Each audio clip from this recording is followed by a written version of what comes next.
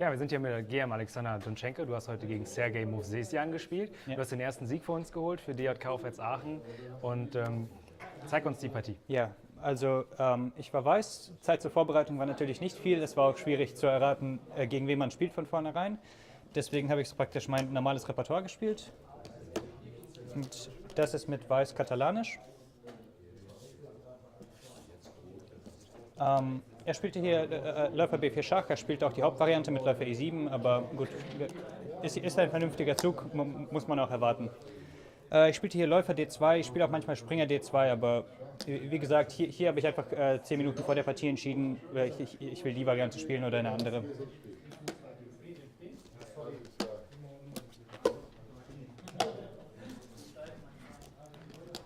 Soweit ist erst einmal alles ganz normal, C6, Dame C2, das ist auch in tausenden Partien gespielt worden, das ist sehr solide für Schwarz. Im Vergleich zum normalen geschlossenen Katalan stört der Läufer auf D2 halt mich ein bisschen, dieses extra Tempo, das ich habe. Er spielte B6, Turm D1, das ist auch noch sehr, sehr oft gespielt worden, und Läufer B7, das ist wahrscheinlich die solideste Variante, die er spielt. Und hier, ich kann Läufer F4 spielen, aber nach Springer BD7 gibt es auch eine Variante, wo ich Springer E5 spiele und vielleicht die Partiestellung bekomme. So rum.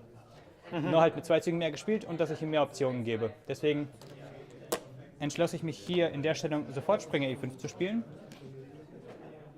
Okay, Springer BD7 ist mit Abstand der natürlichste Zug. Und jetzt sind wir wieder in der Variante drin. CD, CD, Springer C6. Läufer C6, Dame C6. Also Weiß hat erst einmal das Läuferpaar gewonnen und Schwarz hat dafür nicht unbedingt was Großartiges, aber trotzdem, die Variante gilt als sehr solide für Schwarz und objektiv hat Weiß wahrscheinlich keinen Vorteil. Aber ich hab das auch schon einige Male mit Weiß gespielt und habe sehr gut gescored. Ich glaube mit 2,5 aus 3 im Moment. Mit der Partie 3,5 aus 4. Also ich finde die Stellung für Weiß angenehm zu spielen. Ja. Turm C8, Dame B5. Springer E8, das ist auch ein typisches Manöver. Schwarz verbessert seine Springer, die standen ja noch nicht so optimal. Springer C3, Springer D6, Dame D3. Schwarz spielt Springer F6. Im Prinzip ist hier, also ich würde sagen, bei Schwarz alles gut, außer dass er keinen wirklich aktiven Plan hat. Und deswegen muss er wahrscheinlich eher reagieren. Was auf Dauer vielleicht ist das problematisch, aber gut. Zunächst einmal spielte ich B3. Ist immer ein nützlicher Zug. Springer C4 kann ja mal eine Drohung werden. Dame D7. E3. Das sind auch solche Züge, man kann nicht wirklich sagen, die haben einen konkreten Zweck, aber den Bauern werde ich wahrscheinlich decken müssen. Läufer F1 wird eine Idee sein. Ja. Also so etwas ist einfach nützlich. Ich glaube, Dame B7 kam hier. Ja. Dame B7. Ja, passt, glaube ich. Es macht auf jeden Fall keinen großen Unterschied. Ich spiele weiterhin einfach nützliche Züge, Läufer E1. Schwarz stand schon bereit, Springer E4 zu spielen und dann ziehe ich den Läufer vorsichtshalber weg. Turm D8, Turm C1. Also jetzt sind erst einmal von beiden Seiten alle ganz, ganz natürlichen Züge gemacht. Und wie gesagt, ich habe das Läuferpaar, aber um wirklich was daraus zu machen, muss ich die Stellung entweder öffnen oder ganz bestimmte Figurenpaare abtauschen oder einen Läufer nach A6 bekommen. Also im Prinzip sollte Schwarz das hier im Gleichgewicht halten können. Okay. Er spielte H5. Das ist auch ein sehr logischer Zug, denn oft möchte ich hier nicht H4 spielen, denn zum Beispiel, wenn ich jetzt sofort H4 spiele, kann er Springer F5 spielen. Und die Springer stehen schon sehr stabil und die bekommt man dann nicht so leicht weg. Der andere kann nach G4 gehen bei Gelegenheit oder auch einfach so stehen bleiben. Und das ist nicht klar, was ich am Königsflügel machen soll. Ich spielte Läufer F1. Wie gesagt, die Idee ist offensichtlich auf A6 zu gehen und vielleicht die Damen abzutauschen und im Traum natürlich die C-Linie zu erobern. Aber das ist alles nicht so leicht. Es folgt der Springer E4. Das ist auch logisch. Meistens ist es für Schwarz ganz gut, den Springer abzutauschen, denn er hat für seinen Springer das Feld auf D6 und den anderen, wenn er ihn los wird, wird das Ganze noch leichter für ihn. Ich habe geschlagen, Springer schlägt. Sowas wie DE möchte Schwarz eigentlich nicht spielen, denn dann gibt er mir potenziell irgendwelche Objekte, die ich angreifen kann. Den Bauern E4, vielleicht kann ich zu D5 kommen. Deswegen ist Springer E4 auch der solideste Zug. Dame A6. Konsequent. Ja, und Dame B8. Das ist auch richtig, Schwarz tauscht nicht und gibt die C-Linie nicht auf. Und obwohl ich die Dame nach A6 bekommen habe, ist das nicht wirklich viel für Weiß. Ich spielte hier H4. Jetzt, wo ich die Felderschwächen auf G4 und F5 nicht wirklich relevant sind. Der Springer steht auf E4 und ich kann alles zur Not mit dem Läufer hier abdecken. Ich stoppe erstmal das Spiel am Königsflügel, aber es ist auch nicht so ganz klar, wo ich irgendeine Schwäche schaffen soll, denn die C-Linie werde ich mit Gewalt nicht erobern können. Er spielt das Springer D6. Es gab hier auch eine andere interessante Möglichkeit, und zwar zum Beispiel Turm C7. Also mir gefiel der Zug für Schwarz. Schwarz möchte Turm C8 spielen und im Idealfall die C-Linie selbst bekommen. Ich wollte darauf Dame E2 machen, den H5 angreifen, G6 und Dame B2. Und jetzt es droht wiederum sozusagen Tauschen auf C1, Turm C1, Tauschen auf C7, Turm C1 und Dame C2. Und wahrscheinlich werden wieder alle Türme vom Brett kommen, das wird eine ähnliche Stellung entstehen. Aber vielleicht muss ich dann noch mehr arbeiten, um zu A4, A5 zu kommen.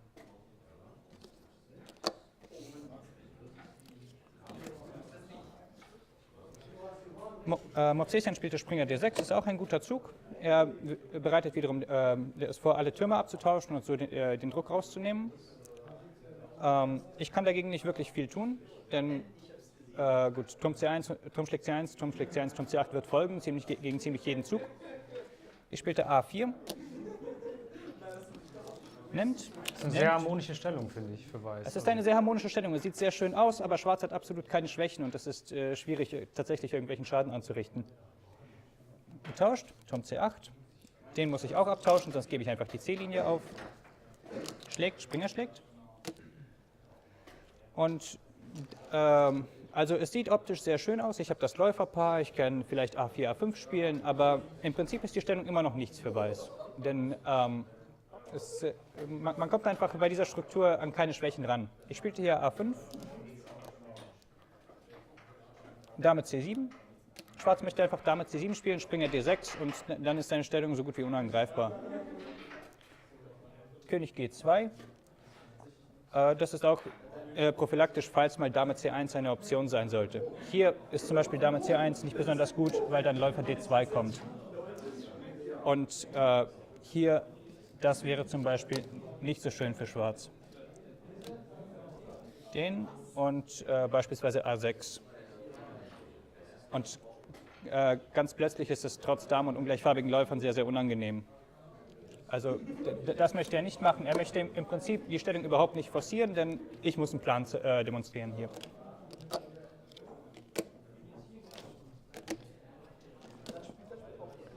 König G2, so jetzt folgte, glaube ich, G6, genau. G6, okay, den H5 kann ich immer mit Tempo angreifen, das heißt, früher oder später muss der kommen.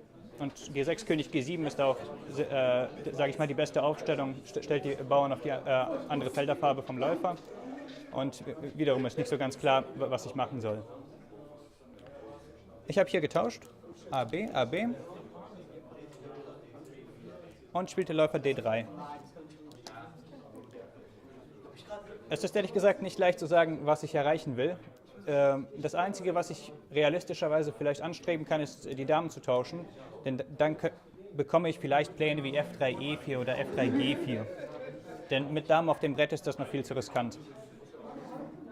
Läufer D3, ja. Ich glaube, hier kam König G7. Dame A2. Mhm. Auf A6 richtet die Dame nicht wirklich was aus. Ich möchte Dame C2 spielen und wenn er die Dame nicht tauscht, bekomme ich vielleicht die C-Linie und noch ein paar Felder. Springer A7. Ich glaube, das ist vielleicht der Moment, in dem er sich anfängt, Probleme zu machen. Springer A7 ist nicht wirklich falsch, aber er führt den Springer vielleicht auf den falschen Felderkomplex. Denn wenn er einfach Springer D6 spielt, sagen wir mal, und nach Dame C2 Dame D7, dann ist es sehr, sehr schwierig für Weiß, irgendeinen Plan vorzuschlagen. Denn nach F3, Springer F5 müsste ich mich wieder um die Schwächen kümmern und sonst ist auch nicht klar, was ich machen soll. Ja. Komisch, warum hat er das gespielt? Warum hat er nicht Springer D6 gespielt? Ich weiß nicht, er will den Springer halt nach C6 umgruppieren und vielleicht dort irgendwelche aktiven Möglichkeiten bekommen, aber im Prinzip war diese Wartestellung am einfachsten und ich denke, hier wäre die Partie remis ausgegangen. Mhm. Na gut. Es folgt der Springer A7, Dame C2, Dame D6, Dame A2, Dame C7, ich habe einmal die Züge wiederholt und hier spielte ich dann Läufer D2. Also es ist immer noch nicht wirklich was Konkretes hier für Weiß. Zum Beispiel so ein Zug wie Läufer D2, das ist mehr so dazu da, natürlich ich decke die Felder ab und ich gebe ihm vielleicht auch zu denken über Ideen wie zum Beispiel Springer C6. Das hat er auch gespielt hier. Hier spielte ich Dame A4, aber zum Beispiel wenn ich Dame A8 spiele, dass ich irgendwelche, sage ich mal, Phantome habe wie E4, Läufer H6 oder so. Also funktioniert hier natürlich nicht sofort, aber ja. Wenn ich die Dame nach E8 bekomme, man kann ja träumen. Und muss man auch, wenn man gewinnen will. Und wenn ich hier weiterspiele, muss ich ja zumindest so tun, als hätte ich einen Plan. Ich spielte Dame A4, Dame D6. Das war jetzt kurz vor der Zeitkontrolle, etwa nach 35 Zügen und ich war etwas knapp bei Zeit. Ich habe hier einmal die Züge wiederholt. Läufer C3, Dame C7, Läufer D2, Dame D6. Und hier ist es immer noch nicht leicht für Weiß irgendwas zu machen. Also der Springer steht ein bisschen wackelig und wenn er wegzieht, geht vielleicht Dame E8. Eine Sekunde, ich denke, kann ich noch kurz zurückgehen? Ich wollte noch eine Variante zeigen. Ja, klar. Und zwar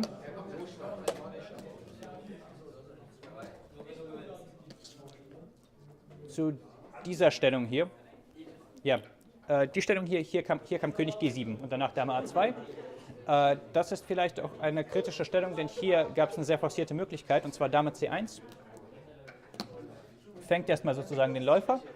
König F1 geht nicht wegen Läufer B4. Und was hatte ich hier vor? Sekunde. Genau. Ja, also ich kann natürlich irgendwie Remis machen, aber meine Idee weiterzuspielen war Läufer D2, Dame D2, Dame C8, König G7 und hier Dame C2 ist natürlich komplett Remis, aber Weiß kann vielleicht mit Läufer G6 weiterspielen. Wow. Ja. Also König G6 ist hier ziemlich ungünstig, denn nach Dame G8 verliert Schwarz ziemlich viele Bauern und König F6 geht nicht wegen Dame G5. Mhm. Deswegen muss FG kommen, Dame E6, Dame B4, Dame schlägt D5. Mhm. Ich habe 3 Bauern für die Figur. Mit so einem sicheren König werde ich ganz sicher nicht verlieren, aber es ist nicht ganz klar, ob ich tatsächlich die Bauern irgendwie in Bewegung setzen kann. Aber das ist zumindest eine Möglichkeit, hier irgendwie weiterzuspielen. Hat der Gegner dann auch wenig Zeit? Oder? Nein, Movsesian hatte, ich glaube, er hatte auch beim 40. Zug hat er noch 20 Minuten. Also er hatte genug Zeit, sich das anzuschauen, aber er hat sich entschieden, halt einfach nichts zu tun und vielleicht ist es auch besser, nichts zu tun. Wenn der Gegner auch wenig Zeit hätte, dann könnte man so eine Option ja wirklich in Erwägung ziehen, weil es... Ja. Aber es ist doch so gar nicht mal so schlecht, denn ich riskiere ja nichts mit so einem schwarzen König. Ich werde immer irgendwo Remis haben. Ja. Und er kommt auch mit dieser Bauernstruktur nicht gut an meinen König ran, denn die einzige Schwäche ist F2 und die ist hier sehr gut gedeckt.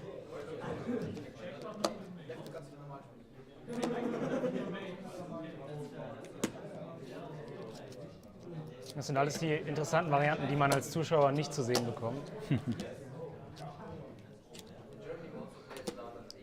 So, genau. Also hier kam König G7, Dame A2 und so wie die Partie halt weiterging, einmal wiederholt. Läufer D2. Den hier wieder einmal wiederholt. Und hier, das war jetzt der 39. Zug. Hier habe ich nochmal Läufer C3 gespielt, den. Und ich habe erkannt, dass ich immer noch nicht wirklich was tun kann, oder zumindest ich kann mit 2 Minuten auf der Uhr noch nichts tun. Deswegen spielte ich hier Läufer E1. Dame D6, Läufer D2. Ich habe praktisch Schwarz an den Zug gebracht und bei Schwarz steht alles absolut optimal. Denn es ist oft ziemlich leicht auf eine Drohung zu reagieren, aber hier habe ich es geschafft. Also, was heißt geschafft? Es ist immer noch wahrscheinlich sehr leicht Remis, aber er muss sich jetzt zumindest überlegen, welcher Zug seiner Stellung nicht schadet. Denn, naja, es ist so eine Art Mini-Zugzwang. Ja. Hier vielleicht auch noch in der Stellung, wo ich hier am Zug bin, warum die konkreten Varianten nicht funktionieren. Also, der natürlichste Zug wäre zum Beispiel Läufer B5. Ich will den Springer hier irgendwo vertreiben, aber dann geht Springer A5. Er gibt einfach den Bauern und spielt Dame B4 und tauscht die Damen. Ja. Und der Mehrbauer ist dann komplett irrelevant und das wird leicht Remis. Das war der erste Versuch.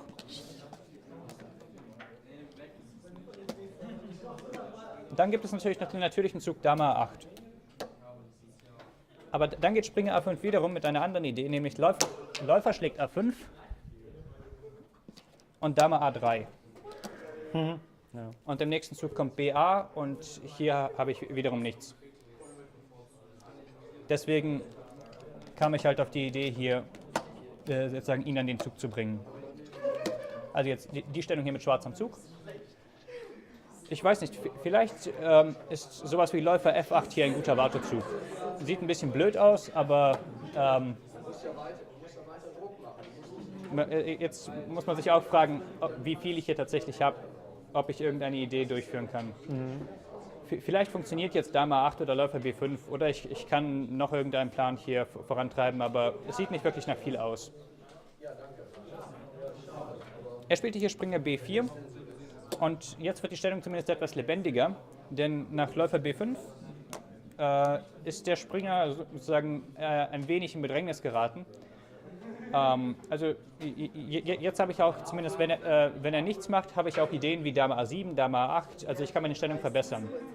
Er spielte hier Springer C2 und ich denke, er hat die Idee, die ich hier gespielt habe, einfach unterschätzt, denn es ist nicht objektiv vielleicht nicht viel, aber man will das nicht aufs Brett bekommen mit Schwarz. Ich spielte hier B4. Also wenn ich irgendeinen anderen Zug spiele, geht hier oft Dame A3 und er tauscht die Damen. Und dann ist die Stellung wieder sehr, sehr wenig. Ich spielte B4, das erzwingt Springer B4. Und hier spielte ich Läufer C3.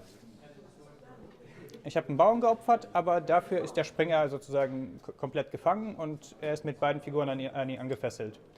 Das heißt, im Prinzip kann er sich hier nicht richtig bewegen. Dennoch, denke ich, ist die Stellung irgendwie Remis. Also es ist nämlich so, mein effektivster Plan ist wahrscheinlich mit dem König an den Springer zu laufen, um ihn zu gewinnen. Aber ich weiß nicht, ob ich das wirklich gut hinbekomme. Also er verlor hier ziemlich die Nerven mit E5 und nach E5 bin ich mir relativ sicher, dass ich auf Gewinn stehe. Ja. Aber ich dachte, er kann sich besser verteidigen, sagen wir F6. Mopsesian hat nach der Partie gesagt, ihm gefiel nicht, wenn ich einfach F4 spiele und dann kann er sich überhaupt nicht bewegen. Aber ich weiß nicht, wenn er beispielsweise abwartet, keine Ahnung, König F3 und zum richtigen Zeitpunkt vielleicht G5 spielt, ob er nicht irgendwie Gegenspiel organisieren kann. Oder zumindest ein paar Bauern abtauscht und irgendwie damit mit Minusfigurchancen bekommen kann. Denn hier muss ich zumindest sehr, sehr aufpassen, dass ich nichts zulasse. Mhm. So, dagegen in der Partie habe ich praktisch nichts mehr weniger und ich habe eine sehr starke Initiative. Also ja. Ich denke, das wäre noch zumindest, wenn es denn gewinnt, sehr, sehr schwierig geworden. Er spielte E5, DE, Dame C5. Also jetzt hat er die Stellung sozusagen ein bisschen geöffnet, indem er einen Bauern abgegeben hat und der Springer ist nicht mehr wirklich in Gefahr, aber dafür ist seine Königsstellung auf einmal sehr, sehr schwach. Nach Läufer D4, Dame C7, er muss den B6 gedeckt halten, kam E6 Schach, F6 ist auch erzwungen, denn Läufer F6 verliert den Springer und sonst kann er den F7 nicht verteidigen. F6 und hier habe ich wahrscheinlich ungenau gespielt. Ich weiß nicht, welcher Zug am besten wäre, aber ich muss halt irgendwie seine Drohungen unter Kontrolle halten. Vielleicht mit Läufer D7 oder so. Also auf jeden Fall irgendein prophylaktischer Zug. Es hört sich etwas blöd an, jetzt irgendein prophylaktischer Zug, aber ich weiß nicht, vielleicht geht es sogar sowas wie Läufer E8. Ich weiß wirklich nicht. Ja, wahrscheinlich ist Läufer E8 ziemlich gut. Ich spielte jedenfalls Dame A8. Das ist sozusagen der Zug, der sich einem sofort anbietet.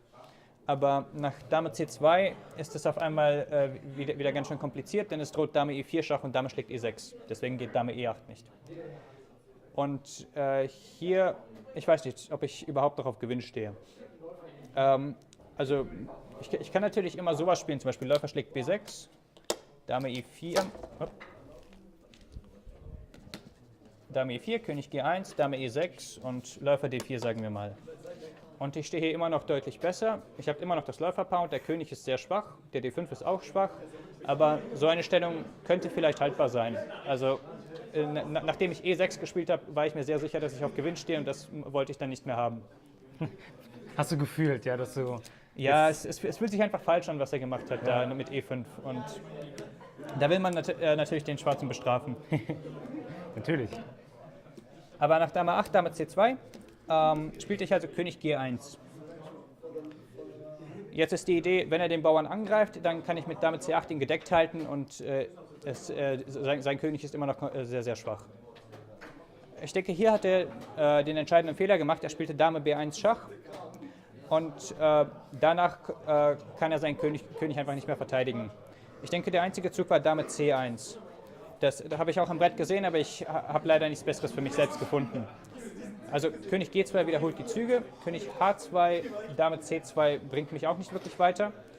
Deswegen müsste ich Läufer F1 spielen. Das war auch meine Idee. Aber jetzt kann Schwarz Dame C6 machen. Und es erzwingt mehr oder weniger den Damentausch. Nimmt. Läufer schlägt B6 und Springer D8. Ich habe einen Bauern mehr und hier kann ich mich entscheiden. Wahrscheinlich ist das ungleichfarbige Läufer Endspiel Remis, wenn ich, sagen wir mal, nehme und Läufer G2 spiele. Kommt sowas wie F5, Läufer D5, König F6 und ich vermute, das ist Remis. Ich habe das nicht ganz genau überprüft. Ich hätte wahrscheinlich einfach die andere Variante gespielt, die ich gleich zeige. Aber sowas mit Weiß zu spielen ist sehr, sehr riskant. Wenn man sich da in einer Sache verrechnet, dann kann man nichts mehr machen. Mhm.